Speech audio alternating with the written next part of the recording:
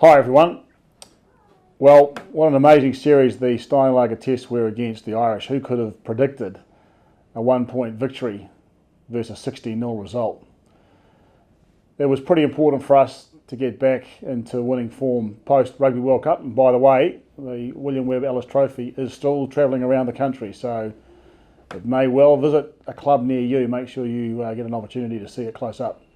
But just coming back to the All Blacks, a great test series. Really pleased for Steve and the boys that picked that team. Brought some new talent into the group, and boy didn't they stand up.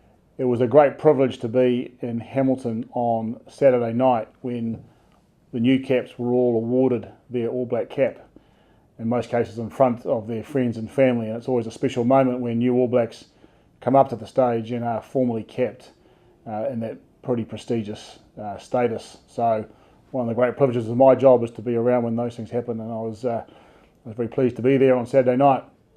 So on top of the great footy that was played during the Steinlager series, we were very pleased with our gates.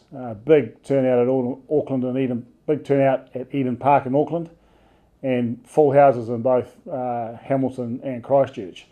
And yes, if you weren't there, it was cold in Christchurch. I can give you a tip. But we're really pleased with that, and a lot of you watching at home on television.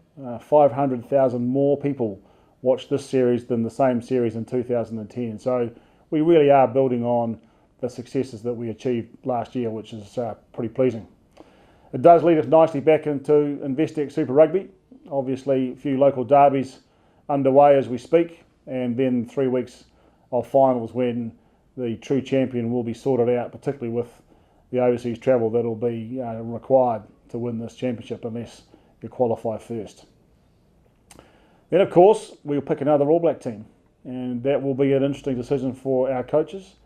They actually have to pick a squad of 2 less players than they did for the Steinlager series, and we are really looking forward to testing ourselves against Australia, South Africa and Argentina, all of whom also played very well and achieved some very commendable results in this June window. So the strength of rugby continues to be in the south, and as we always do when it comes to that time of year, we will truly test out who the best is when it comes to the Investec Rugby Championship.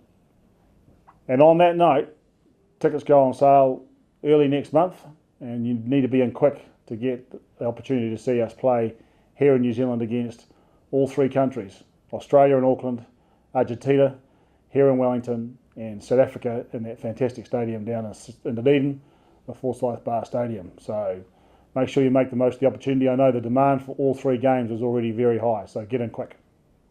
Another interesting tidbit for you is that we currently have our colleagues from Adidas here out as they come out every year to spend some time with us. They're obviously busy with that other football code in the Ukraine and Poland as we speak, but they've got a big event coming up which they're very involved in London, and really looking forward to seeing some of the things that they have on their timetable for the Olympics. And given I'm privileged enough to be going there, can I just take this opportunity to wish all the New Zealand athletes that will compete at that event, the pinnacle sporting event for most sports in the world, and hope they do themselves and all the hard work they put in proud at the London Olympics. So good luck, team. You have our support, and I'm sure our players are right behind you as well. And this time in 4 years, we'll be preparing for our first opportunity to be at an Olympic Games for a very long time as we take sevens to Rio de Janeiro.